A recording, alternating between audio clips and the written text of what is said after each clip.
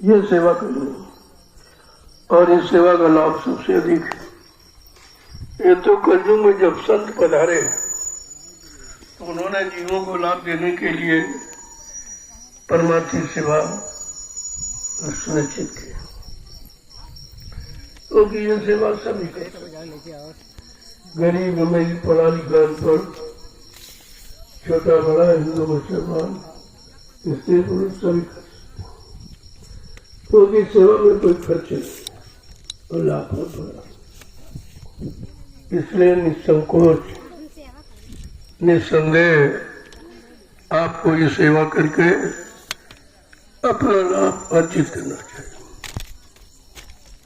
जो पिछले जन्म आपने लिए उनमें तमाम पाप तमाम बुरे कर्म आपसे हो गए, जान में अनजान में, स्वार्थ में, लोभ लालच धोखे में, लेकिन उनकी अदायगी ऐसे नहीं होती।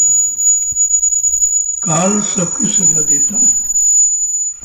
वो तो दयाल अगर ना आती, संत न आते जगत में तो जड़ मरता संसार। अगर संत महापुरुषों का आगमन इस कलयुग में ना हुआ होता तो हम सब गंदे कमजोर जीवों को अपने घर जाने का कभी मौका ही नहीं मिलता। जब पिछले युगों में तो अच्छा समय था, सतयुग त्रेता द्वापर में अच्छे लोग थे, अच्छी उम्र वाले, अच्छा खान पान करने वाले, अच्छे कर्म करने वाले, लेकिन उनको ये गति नहीं मिली जो कलयुग के जीवों को। कारण कि कलयुग में संत पधारे हैं और किसी युग में आए नहीं थे। जब संत आए तब कर्मों का अंत, आपको उसकी जानकारी मिलेगी। हम हमारे बुरे कर्मों का अंत कैसे होगा। हम जीवों में तो कोई शक्ति ताकत है नहीं कि आप अपने बुरे कर्मों की अदायगी करा सके। लाख दया कोमल सी संता, तब संतों के हृदय में दया उठी। उन्होंने अपना सत्यलोक मंडल छोड़कर इस मृतलोक मंडल में हम सब जीवों के वास्ते मानव तन धारण करके आना पड़ा और सबको युक्ति बता दी। कोई भेदभाव नहीं रखा, कोई छोटे बड़े गरीब अमीर हिंदू मुसलमान स्त्री पुरुष कोई भेद नहीं रखा। सबको युक्ति दे दी है कि तुम काल माया के देह से हमेशा के लिए छुटकारा पा सकते हो। पहले युगों में तो ऐसा नहीं था। जो भी सुबह शुभ कर्म करते थे उसका फल मृतलोक मंडल में 484 लाख नरकों की योनियों में जाके भोगना पड़ता था। लेकिन आज संतों की दया हो गई, उन्होंने सबको अधिकार दे दिया कि अगर तुम परमार्थी सेवा कर लो तो तुम्हारे शरीर इंद्रियों के द्वारा किए गए पाप कर्मों की अदायगी हो सकती है और किसी पूजा वूजा से नहीं होगी। इसलिए संतों की दया का हमें आपको लाभ ले लेना चाहिए। तो पता नहीं आवन हो लो, हमें आपको ऐसे दयालु मिले न मिले, उनकी दया जीवों पर हो न हो कोई जरूरी नहीं है। इसलिए उन्होंने स्पष्ट रामचरितमानस में संत गोस्वामी जी महाराज ने लिख के बताया, कब हुक कर करुणा न देही देत ईस बिन हेतु सनेई। कभी कभी करुणा निधान कृपा दया मेहरबानी करके ये मानव अनमोल मंदिर हम सबको दे देता। ये जाओ अब की बार इस मनुष्य मंदिर में जीवात्मा का कल्याण कर लो। किसी संत महात्मा की तलाश करके उनसे घर जाने की युक्ति रास्ता पूछ लो। वो देने के लिए आए हैं, बताने के लिए आए हैं और ले जाने के लिए और पहुंचाने के लिए आए हैं।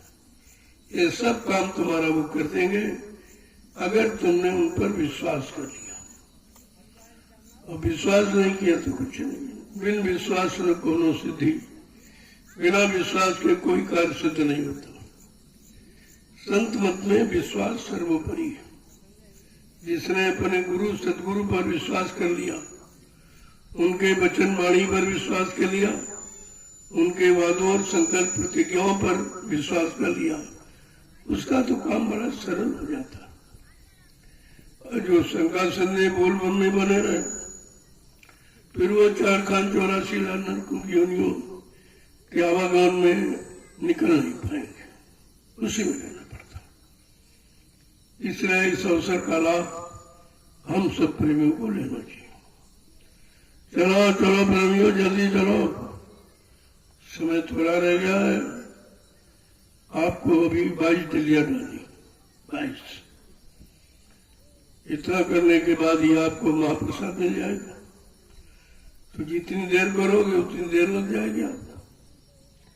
अभी से गिनती शुरू करो, और ये गिनती जब पूरी हो जाए तब आकर के प्रसाद ले लेना। ये दोनों लाभ अनोखे हैं। ना ही कोई हिंदुस्तान में परमार्थी सेवा करा सकता, ना ही तुम्हारे पाप कर्मों को माफी दिला सकता, और ना ही कोई प्रसाद बना के दे सकता। ये काम को नहीं, यही सच्चाई है। इस सच्चाई को समझ लो तो फिर कहीं धोखा नहीं, कोई धोखा नहीं दे पाएगा आपको। अगर आपके पास संतों के वचनों की सच्चाई है तो। इसलिए कहा था, मेरे वचनों को बहुत संभाल के रखना।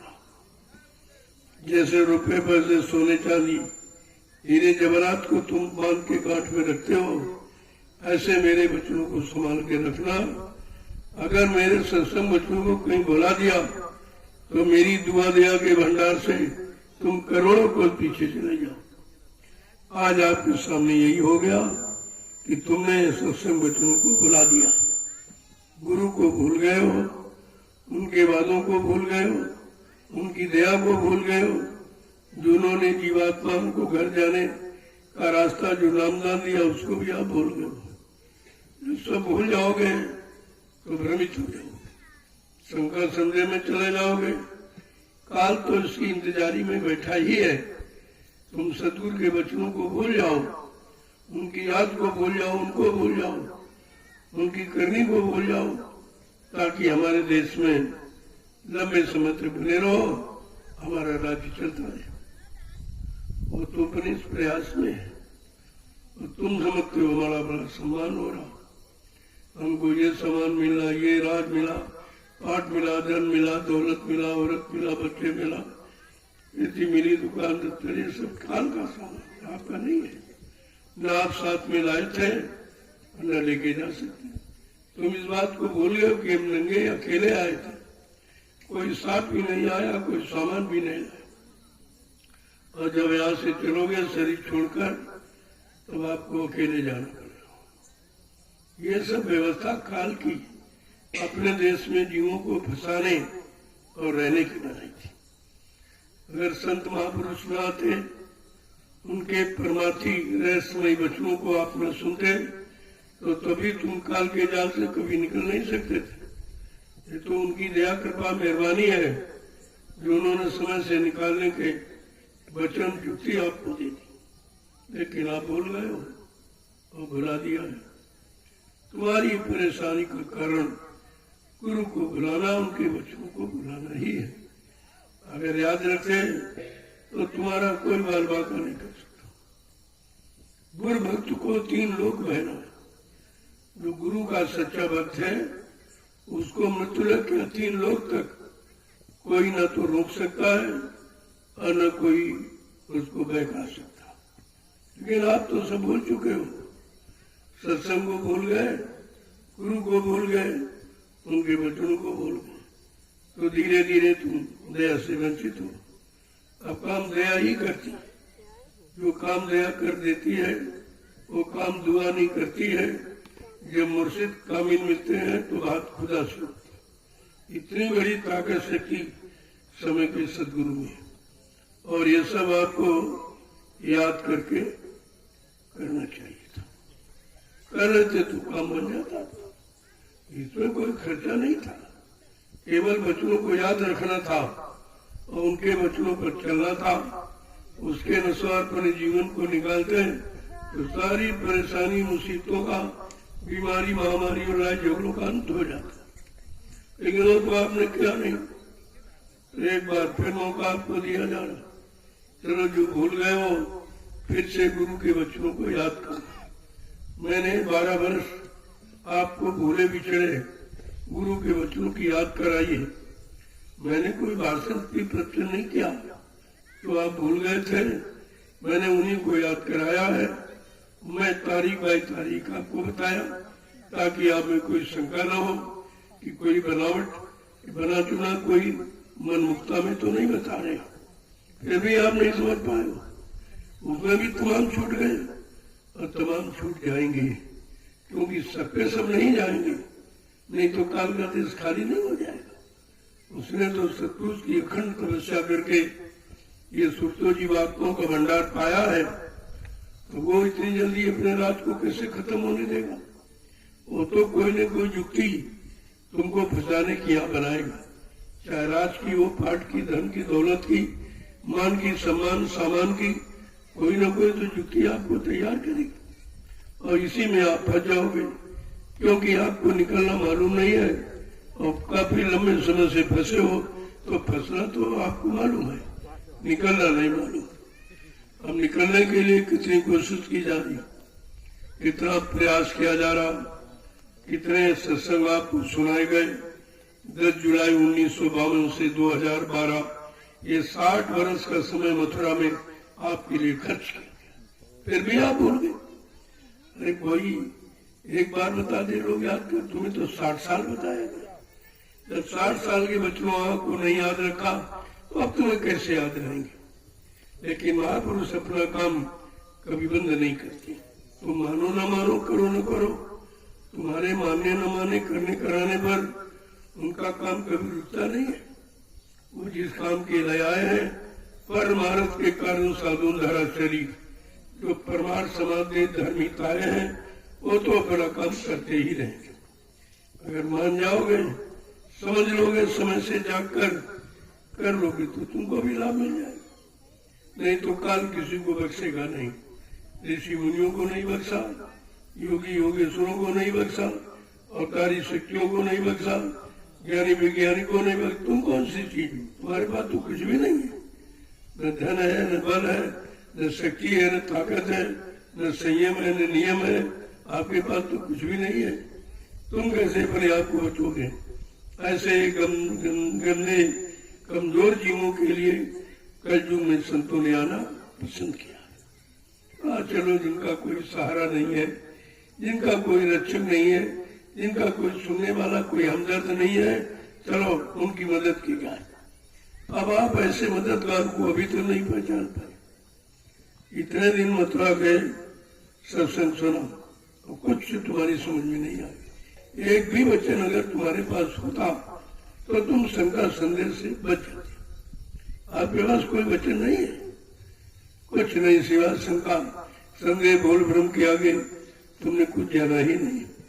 और जो मिले वो काल के जीव मिल गए, आपको और बहका दिया, गुरु से और दूर हटाए लिए जा रहे हैं, ताकि ये जीव कभी गुरु की तरफ मुड़ न सके, गुरु को मान न सके, गुरु के आदेशों का पालन न कर सके, गुरु के द्वारा दी हुई नाम की कमाई न कर सके, और नहीं तो ये सब निकल जाएंगे तो मेरा देश खाली हो जाएगा। इतनी चिंता काल, जब से दयाल ने अपना चरण काल की नगरी में रखा, तब से काल को बहुत चिंता हो।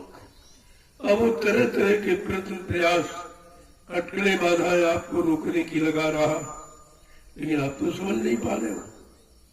जब तक संतों के परमार्थी वचन नहीं सुनोगे तब तक आपकी समझ में कुछ आने वाला नहीं है। जब ऋषि मुनि योगी योगेश्वर नहीं समझ पाए, अवतारी शक्तियां नहीं समझ पाए, तो तुम कहां से समझ लो। तुम्हारे पास तो कोई बल नहीं, कोई शक्ति, कोई विवेक, कोई बुद्धि में निरपरक पहचान तो आप में है ही नहीं, तुम कैसे बचोगे। इसलिए समय से समय का काम करो। समय की जानकारी लेकर जो समय से अपना काम कर लेता है वही समय का बुद्धिमान व्यक्ति कहलाता है। इतना सरल तरीका उन्होंने कलयुग के जीवों के लिए 3 रास्ते रखे, सत्संग करो, सेवा करो और भजन करो। चौथा कोई रास्ता नहीं। और 4 ही रास्ते और आपके लिए बनाए, कि देने को अन्नदान, लेने को सत्यनाम, करने को दीनता, डूबने को अभिमान। ये 4 सूत्री कार्यक्रम आपके जीवन को चलाने के हैं। लेकिन तुम्हारे पास तो एक भी सूत्र नहीं। बगैर सूत्र के प्रश्न हल नहीं होता। अगर प्रश्न को हल करना है तो सूत्रों को समझना ही पड़ेगा।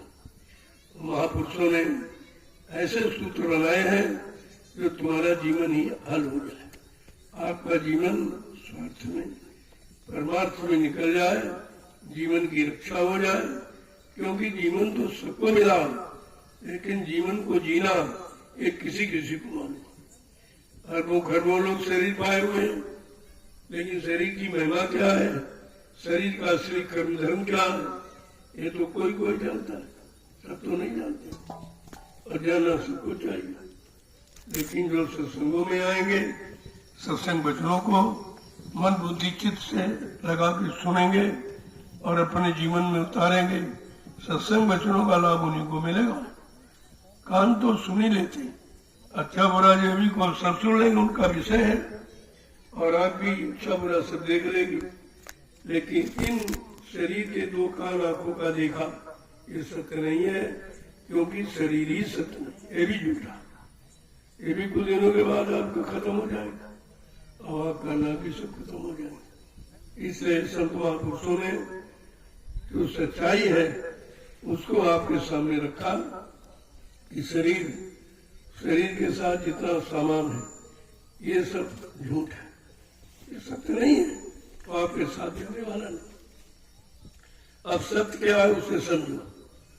सत्य है जीवात्मा, जो उस परमात्मा की, जो सत्य देश की और जो सत्कर्म करती है। ये खटकर्म नहीं करती। जो 6 कर्म शरीर इंद्रियों के द्वारा करते हो आप, जीवात्मा ये नहीं करती। देखना, सुनना, उठना बैठना, बोलना चालना, इंद्रियों का भोग, ये सब जीवात्मा नहीं करती। ये खटकर्म है और इसी में आप रात दिन लगे हो और इन्हीं कर्मों को करके 4 खान 84 लाख लड़कों के यानी शरीरों से आप बच नहीं पाए और न बच पाओगे। ऐसे तुम कहो कि पूजा पाठ तीर्थ व्रत दान जवन जप गंगा स्नान बचा लोगे तो कितने लोग बचे?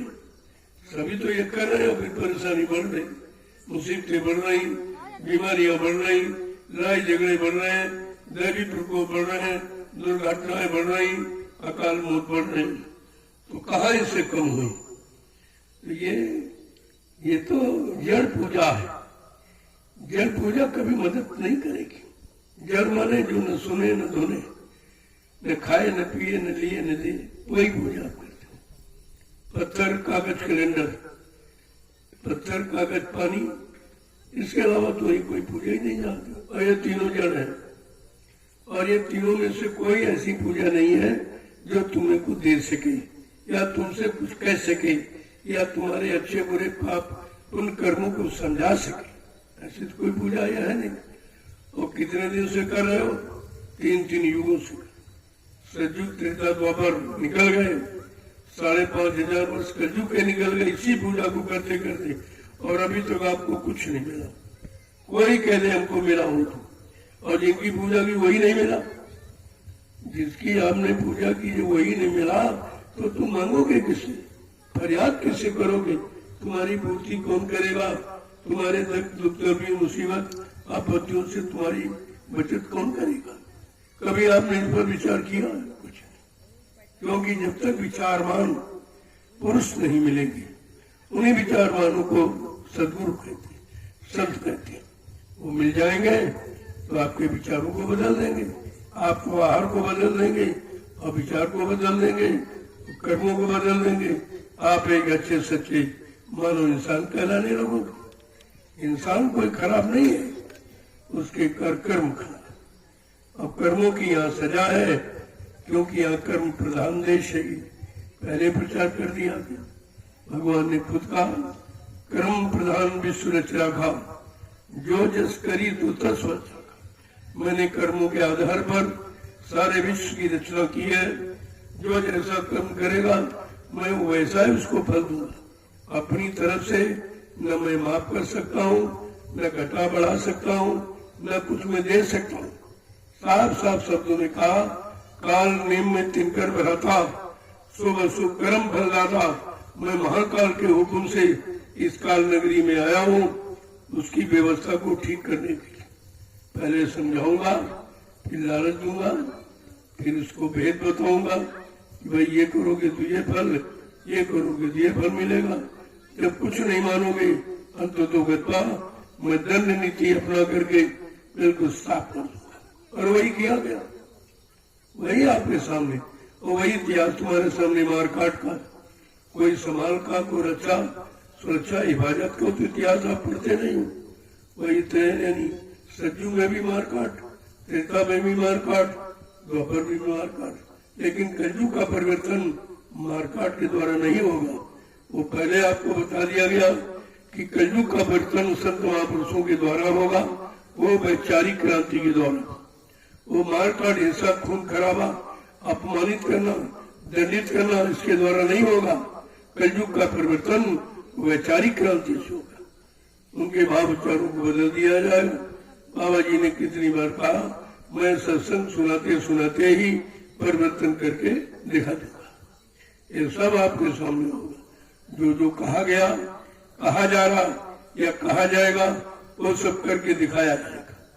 ये भाषण प्रवचन का विषय यहाँ नहीं है, या करने का विषय कि हमें क्या करना है, क्या नहीं करना है, कैसा भोजन करना है, कैसा भोजन नहीं करना है, कैसे कर्म करने हैं, कैसे कर्म नहीं करने हैं, किसके बाद बैठना है, किसके बाद नहीं बैठना है, किसको छूना है, किसको नहीं छूना है, किसकी कमाई का खाना, किसकी कमाई को नहीं खाना। यह है असली छुआछूत। तो ये थी, वो तो आपको मालूम नहीं है, वो तो आप सब लोग कर ही रहे हो, मान भी नहीं रहे हो, और जो करना चाहिए उससे आप दूर भाग रहे हो।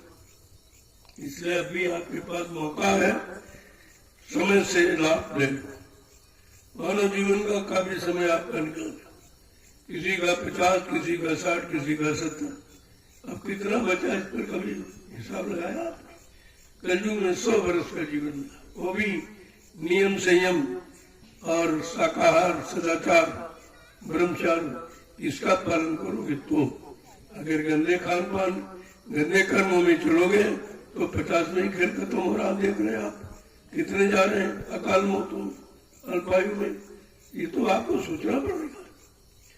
तो इसलिए आज जब संतों के करीब आओ, उनके वचनों को सुनो जो तुमको हर तरफ से बचाने वाले हैं।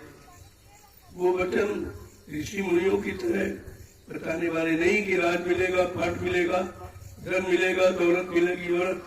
ये काल का सामान देने वाले वचन नहीं है। दयाल का वचन जीवात्मा को काल की नगरी से निकालकर उसके घर पहुंचाना, तो बिल्कुल अलग ही तरीका। अब धीरे धीरे धीरे बहुत काल करिए सत्संगा, तबे हो संशय संबंध। जब बहुत समय तक सत्संग में आते जाते रहोगे, सत्संग करते रहोगे, सुनना सुनाना, पढ़ना पढ़ाना नहीं है, करना, दोनों में बहुत फर्क है। लेकिन यहाँ तो सब एक कह रहा, एक सुन रहा, न कहने वाला कर रहा, न सुनने वाला कर रहा। और बिना किए मिलेगा नहीं, क्योंकि ये तो करने वाला देश है। जैसी करनी करोगे वैसा फल आपको मिलेगा। ये सब विचार करके आपको अपने मानव जीवन को निकालना चाहिए कि हमें आखिर करना क्या है। पिछले इतिहासों को पढ़ लो, लोग अच्छे कर्म शारीरिक इंद्रियों के करते थे, लेकिन वो निकल नहीं पाए। लिहाजा शारीरिक इंद्रियों के कर्म से निकला नहीं जाता, वो तो आत्मिक कर्म है। आत्मा निकल के जाएगी, शरीर नहीं जाएगा। शरीर तो यही जला दिया जाएगा, गड्ढा को दिवान दिया जाएगा, सामान आपका छीन लिया जाएगा, रिश्ते नाते आपके छीन लिए जाएंगे। ये तो सब छीनने वाला है जो तुम इकट्ठा कर रहे हो। इसलिए कह रहे भाई वो सामान इकट्ठा करो जो तुम्हारे साथ चले, तुम्हारे साथ चले, तुम्हारे काम आए। अभी तक हम आप ये नहीं समझ पाए कि हमारा सामान क्या है, हमारा असली सामान क्या है, हमें किस सामान को इकट्ठा करना है जो हमारे साथ चले।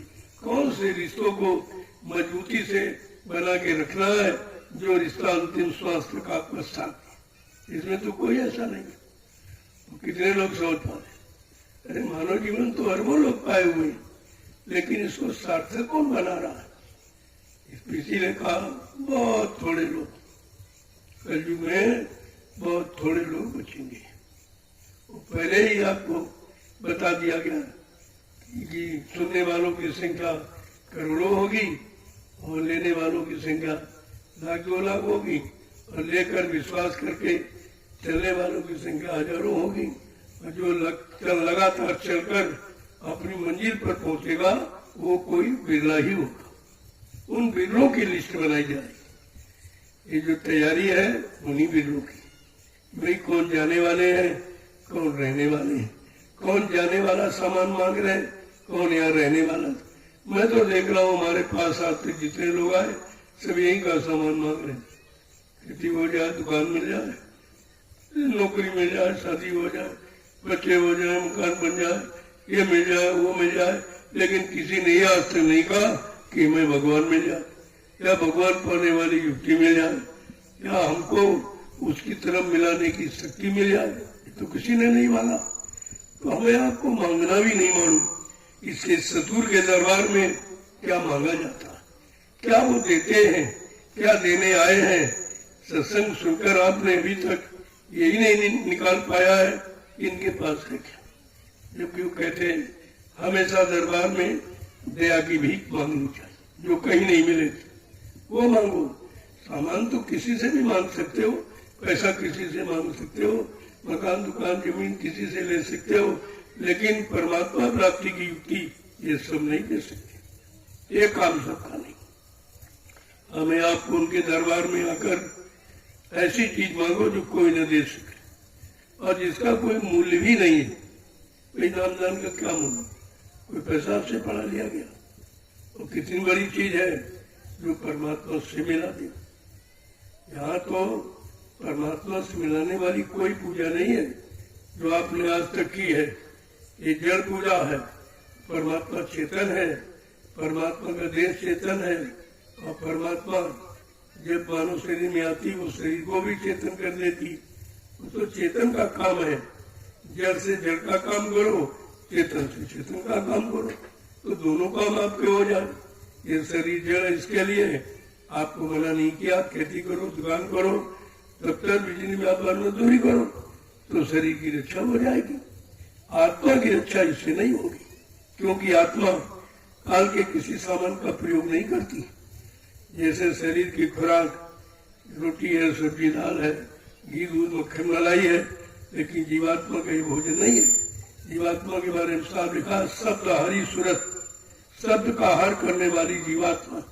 जब शब्द वेदी नाम वेदी संत सद्गुरु मिलेंगे तब आपको उसकी खुराक मिलेगी। और जब जीवात्मा को खुराक नाम की मिल जाए, नाम की नाम रस रोज पीने लगे शब्द रस, तो धीरे धीरे बलवती हो जाएगी। फिर अपने देश को जाने की शक्ति ताकत उसमें आ जाएगी। ये सब आपको सोचना चाहिए। कितने दिनों से आपको ये चर्चा सुनाई जा रही, 10 जुलाई 1952, लेकिन आपके पास है कुछ, किसी पास कोई वचन नहीं। जो सुनाया गया वो तो भूल गए, और जो नहीं सुनाएगा वो याद है। तो फिर यहाँ से निकलना कैसे होगा? इसी पर आपको विचार करना चाहिए कि बड़े भाग मानुष तन पावा, कि बड़े भाग है जिसको मनुष्य शरीर मिला है। क्या यही बड़ा भाग है जिसमें आप लगाए हो? ये तो सारे जीव करते हैं, सब भोजन करते हैं, सब कपड़े पहनते हैं, सबके बच्चे पैदा हो रहे हैं, सब रहने के लिए कोई न कोई साधन बना ही लेते हैं। ये तो सारे जीव जंतु करते हैं। इनमें तुम्हारी खासियत क्या है? तुम्हें मानव तन प्रभु की प्राप्ति के लिए मिला है। वो तो काम कोई कोई कर रहा, वो किसी की समझ में नहीं आता। ये काम करने में खर्चा है, परमात्मा प्राप्ति में कोई खर्चा नहीं, लेकिन वो काम आप नहीं करते। उसकी जानकारी, उस काम में विश्वास आपको नहीं है, तभी आप परेशान हो। जय गुरुदेव नाम प्रभु का, जय गुरुदेव नाम प्रभु का, जय गुरुदेव नाम, जय गुरुदेव नाम प्रभु का। जय गुरुदेव नाम। प्रेमियों उतना सुनो जितना हजम हो जाए, जितना याद रहे, क्योंकि आपको तो बहुत सुनाया गया। 60 साल मथुरा में सुना गया, सब भूल गए, कुछ भी नहीं। 12 वर्ष से फिर ये प्रयास किया जा रहा कि जो भूल गए उन वचनों को फिर से याद करो, वो भी कुछ नहीं हुआ। तब मैंने मजबूर होकर 2 वर्ष के लिए विराम ले लिया। अब कोई इस तरह की चर्चा नहीं करूंगा, क्योंकि इससे तो संत वाणी का अपमान होता है। जो न सुने, न उस पर चले, न करे, तो उनकी वाणी का अपमान है।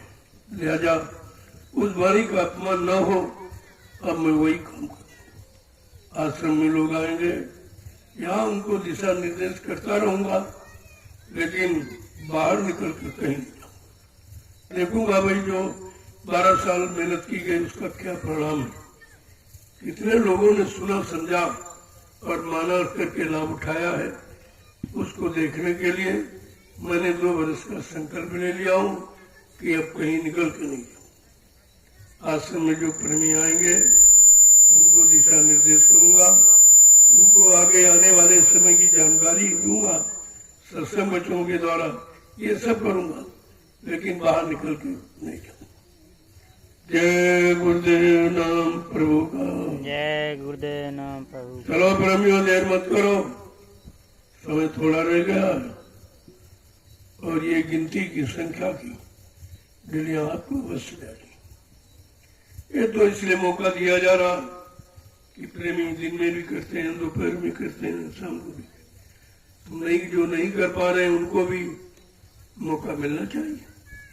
तो तुम्हारे मौके के लिए मैंने एक संख्या निर्धारित कर दी, इतनी डलियां आपको डालना है और इसके बाद महाप्रसाद ले लेना।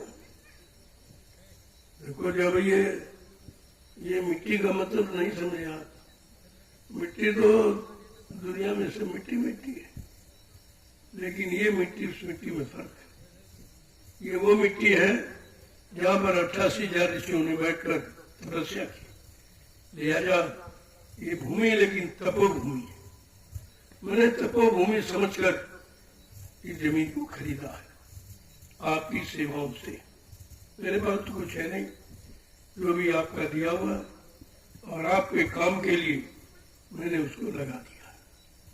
आज जमीन न होती आप कहाँ बैठते, कहाँ आप सेवा करते, तो कहाँ बैठ के भजन करते, कहाँ सत्संग सुनते।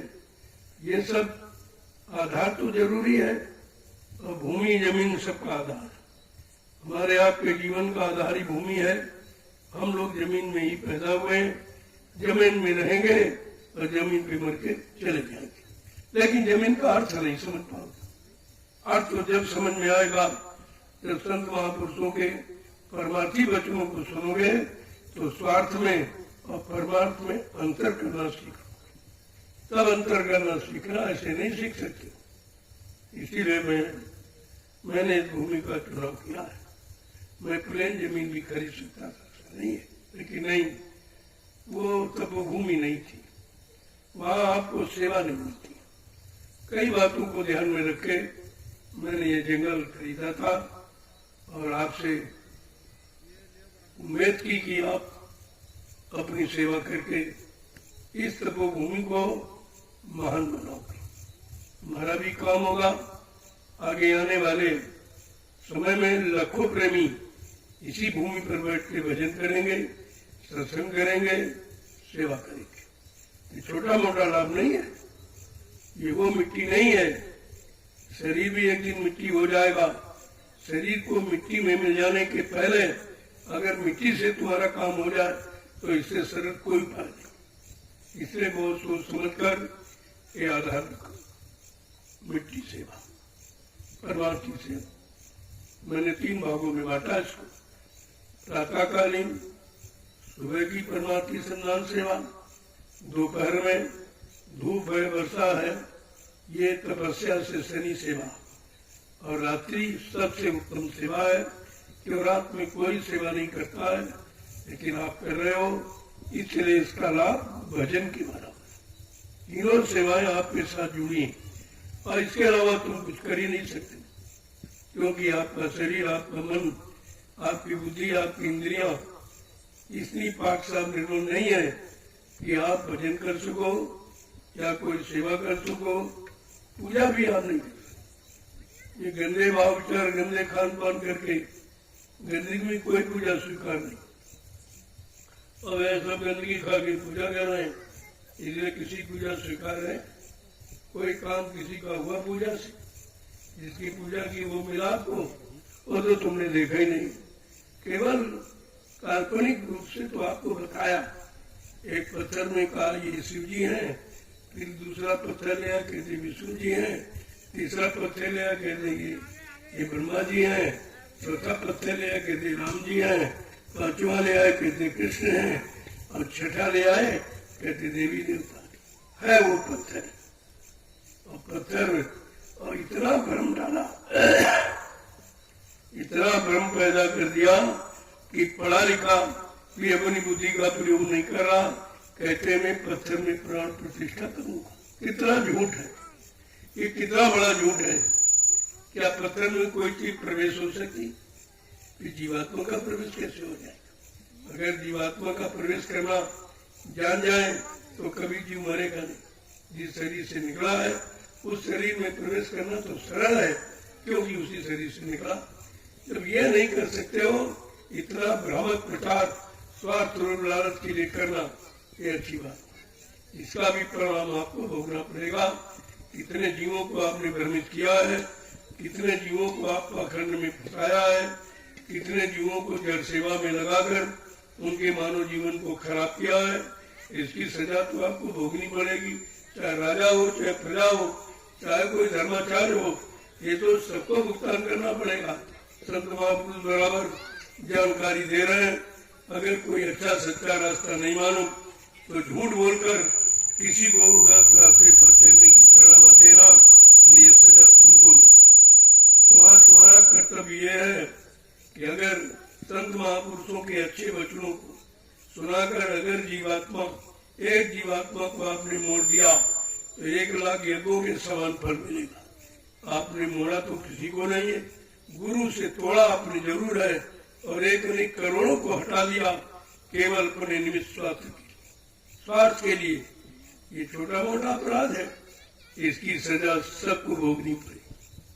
ऐसा मत समझो कि कोई देख नहीं रहा, देखने वाला सब देख रहा है। जिसकी व्यवस्था है, जिसकी सृष्टि है, जिसका राज्य हो तो सबको देख रहा है, और वो सजा देने के लिए तैयार है। लेकिन वो कहता भाई महापुरुषों की बात मान लो, सजा से बच जाओगे, और नहीं मानोगे तो फिर सजा के भागीदार अवश्य बनोगे, क्योंकि मुझे बचाने का, क्षमा करने का अधिकार नहीं है। हमको तो उसके कर्म का फल देने का अधिकार है, लिहाजा मैं आदेश का पालन करूंगा।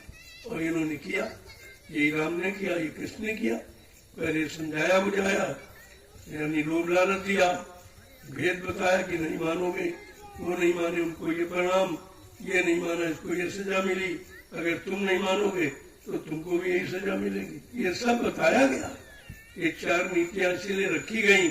जब चारों नीति को आप नहीं मानोगे तो दंड के सिवा, प्राकृतिक दंड के सिवा दूसरा कोई तरीका समझाने का नहीं है। जय गुरुदेव नाम प्रभु का। देखो ये पूरा नाम, अभी तक आप अधूरा नाम बोलते थे। आप जय गुरुदेव नाम पूछते थे, जय गुरु नाम किसका, तो दूसरा कहता था प्रभु का। कहते तो वही थे, दूसरा नहीं कहते थे, लेकिन अलग अलग कहते थे।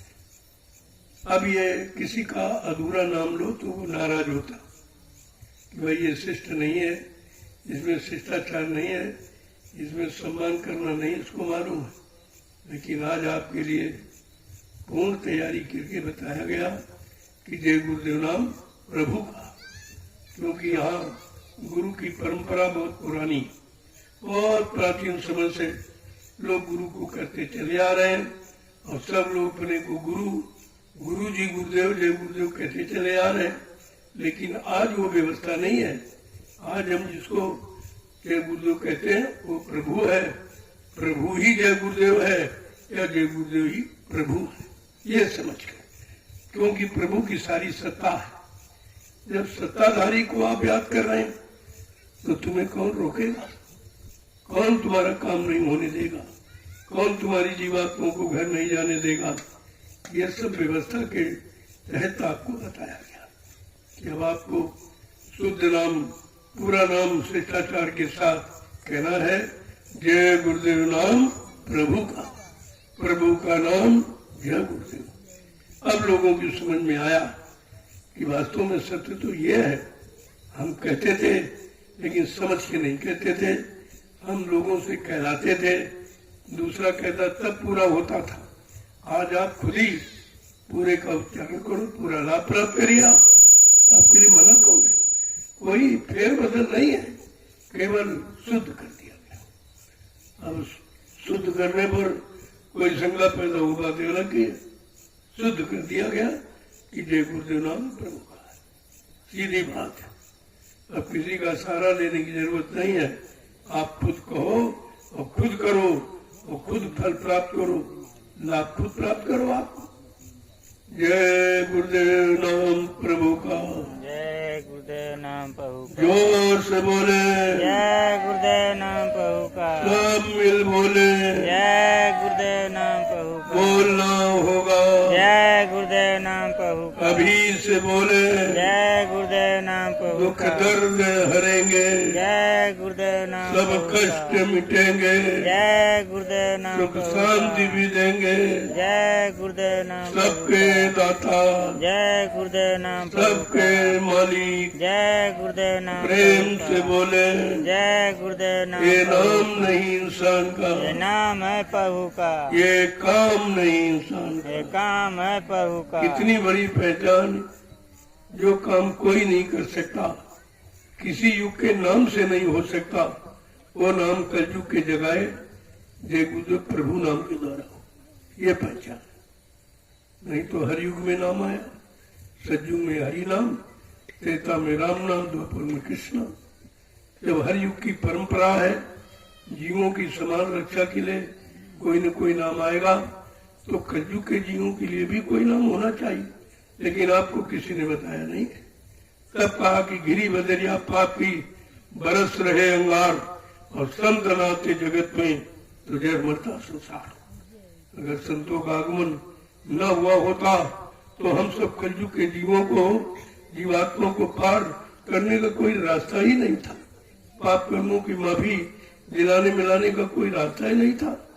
इसलिए ये समय का नाम, जिसको संत गोस्वामी जी महाराज ने रामचरितमानस के उत्तरकांड में इशारा किया है, एक अनी अनामा अज सच्चानंद प्रभु धामा।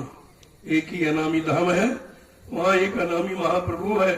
जब अनामी महाप्रभु मानव चोला धारण करके मृत्यु लोग मंडल पर आएंगे, प्रभु नाम को जगाएंगे, सिद्ध करेंगे, प्रभु नाम का प्रचार कराएंगे, प्रभु नाम से जीवात्माओं को जगाएंगे, प्रभु नाम का बेड़ा भवसागर में लगाकर इन जीवात्माओं को प्रभु धाम पहुंचाएंगे, तब जीवात्माओं का आवागमन समाप्त हो जाए। ऐसे आवागमन समाप्त होता, ऐसे नहीं। तो हमेशा आपको बचपन पर ध्यान देना चाहिए, विचार करना चाहिए और उसके अनुसार अपने जीवन को धीरे धीरे निकालना चाहिए, तब आपको जीवन का लाभ मिल जाए।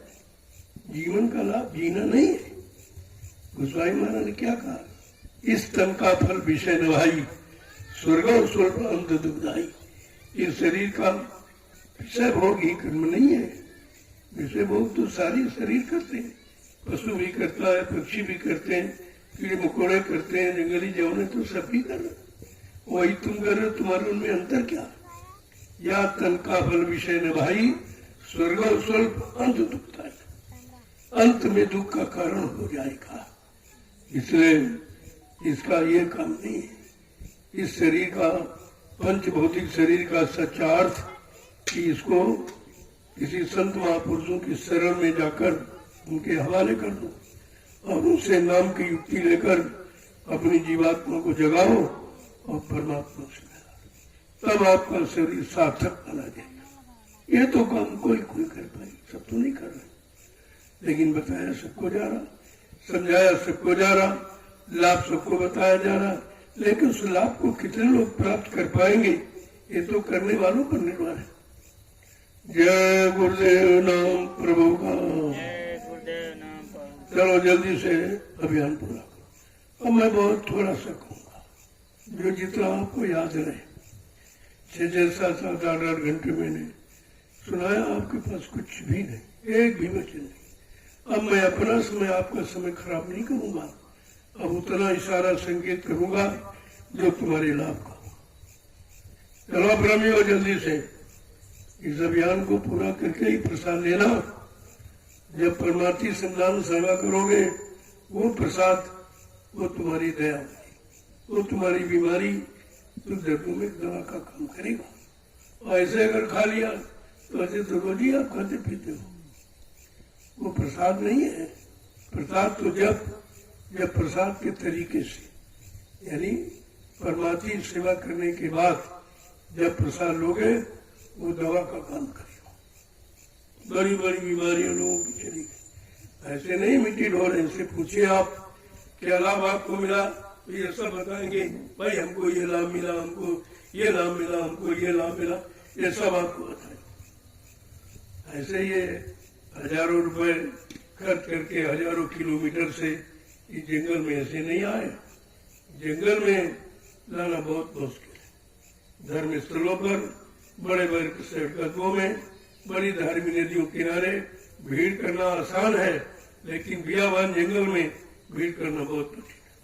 ये कोई नहीं कर सकता। हिंदुस्तान में कोई भी इस तरह की भीड़ जंगल में नहीं इकट्ठा कर सकता बिना स्वार्थ, चाहे वो प्रधानमंत्री हो, चाहे मुख्यमंत्री, चाहे राष्ट्रपति हो, एक चाहे कोई धर्माचार्य हो, चाहे जगतगुरु शंकराचार्य क्यों ना हो, लेकिन जंगल में ये भीड़ कोई नहीं इकट्ठा कर सकता। यह है परमार्थी भाव। स्वार्थ में तो सब लगे हैं, सबका काम स्वार्थ का है, मान सम्मान पाने का है, लेकिन ये काम परमार्थ का है। यहाँ कोई स्वार्थ की बातें नहीं होती, स्वार्थ की मैं चर्चा ही नहीं करता, न हमको स्वार्थ चाहिए, मैं स्वार्थ की बात करता हूँ। हमें परमार्थ चाहिए, मैं परमार्थ करता हूँ, परमार्थी सिखाता हूँ, और परमार्थ से परमार्थी जीवन आपका बन जाए तो लाभ ही लाभ है। जय गुरुदेव नाम प्रभु का, जय गुरुदेव नाम प्रभु, जय गुरुदेव नाम प्रभु का, जय गुरुदेव नाम। चलो प्रेमियों, जल्दी से इस अभियान को पूरा करो, ताकि आपको मैं महाप्रसाद दे सकूं। ये दोनों काम हिंदुस्तान में कहीं नहीं, किसी मिशन में, क्या धार्मिक राजनीतिक कोई हो, कहीं आप चले जाओ, आपको प्रसाद बना के कोई दे नहीं सकता। प्रसाद बनाना है सबके बस की बात नहीं, यही तो सच्चाई है। यही से आपको सच्चाई पता चलेगा कि भाई प्रसाद बनाना कौन जानता है। क्योंकि प्रसाद अगर बनाना जानते तो ये क्यों कहते जाओ प्रसाद दुकान से खरीद के ले आओ। प्रसाद खरीदा नहीं जाता, प्रसाद बनाया जाता, यह सच्चाई है और ये कोई नहीं कर सकता। मैं चैलेंज के साथ कहता हूं कि प्रसाद न तो कोई राजनीतिक दल का कोई बना सकता, न कोई धार्मिक मिशन का बना सकता। प्रसाद वही बनाएगा जिसने अपने सदगुरु को, उनके आदेश हुक्म का पालन करके उनको खुश कर लिया, उनके वचनों को अपनाकर अपने जीवन को निकाला है। वो अपने सदगुरु की दया किसी वस्तु में प्रवेश करके जीवों को लाभ दे सकता है। ऐसे प्रसाद मिलता। जय गुरुदेव नाम प्रभु का, जय गुरुदेव नाम। चलो प्रेमियों, जल्दी चलो। अब आप बैठो मत, यार कुछ डालिए, एक दो डलिया डालोगे वही बहुत है। एक डलिया एक माला के बराबर है। जो माला नहीं आप कर पा रहे हो, नींद आ जाती है, आलस आ जाता है, लेकिन सेवा में आलस नहीं आएगा। यही परमार्थी सेवा का महत्व है। सत्संग सुनते हो तब नींद आ जाती है, भजन पर बैठते हो तब नींद आती है, लेकिन परमार्थी संतान सेवा में नींद का प्रश्न नहीं है। निदिया हुआ घर जाइयो अगर सत्य नाम न हो, ये ऐसी चीज है। ऐसे थोड़ी कह दिया गया परमार्थी सेवा करो, बहुत कोई न कोई कारण है, फिर उस कारण को हल करो, आपको पता चल जाएगा। सारे काम तो हम कर ही नहीं पाते हैं, कहीं नींद आ जाती, कहीं उंगाई जमुआई आ गई, कहीं कोई मंदी भाग गया लेकिन परमार्थी सेवा में मन भी तुम्हारा कहीं नहीं। जो मैंने ये डलिया गिनती की बनाई है, अगर कोई आपसे बात करे तो तू कहे मैं चुप रहा हूं, हम गिनती भूल जाएंगे, वो बात भी नहीं करना चाहिए। इधर उधर मन कहीं नहीं जाएगा, बिल्कुल स्थिर हो जाएगा। जबकि कोई साधना कोई पूजा करके लोगों ने इससे नहीं मन को कर पाया, न तपस्वियों ने तपस्या करके मन को एकाग्र कर पाया, न योगियों ने योग साधना करके मन को एकाग्र कर पाया, न अवतारी शक्तियों ने मारकाट हिंसा करके मन को एकाग्र कर पाया। आज वो समय संत महापुरुषों की दया से मिला है कि आपका मन एक छोटी सी सेवा में एकाग्र करके दिखा दिया गया। कराओ प्रभु जल्दी से पूरा करो उसको। जय गुरुदेव नाम प्रभु का, जय गुरुदेव नाम प्रभु का। जल्दी से अभियान को पूरा कर लो ताकि समय से आपको महाप्रसाद मिल सके। ये दोनों जरूरी है, ये दोनों काम कहीं नहीं। तुम हिंदुस्तान में कहीं चले जाओगे, न कोई परमार्थी सेवा कराता है, न परमार्थी सेवा का लाभ दे सकता और न ही आपको प्रसाद बना के दे सकता। ये दोनों चीजें महान है और इसी से सत्य सत्य असल और नकल की परीक्षा हो जाती कि असली है कि नकली है, स्वार्थी लोभी लालची परमार्थी है, ये हमारे लिए कुछ कर रहा कि अपने लिए कर रहा, ये सब आपको पहचान करा देगी परमार्थी सेवा। जय गुरुदेव नाम प्रभु का, जय गुरुदेव नाम प्रभु का।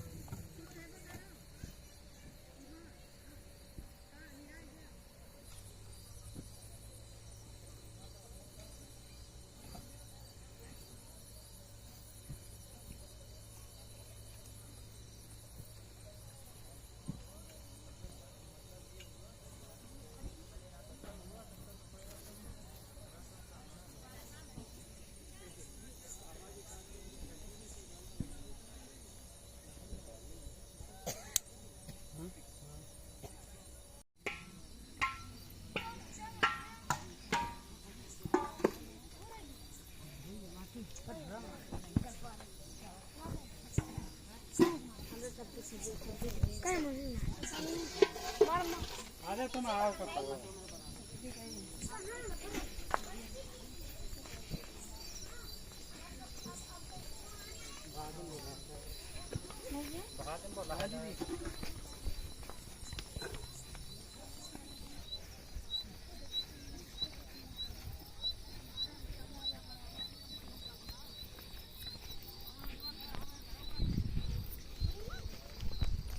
आज स्वामी जी ने 22 डलिये का आदेश दिया है प्रेमियों को।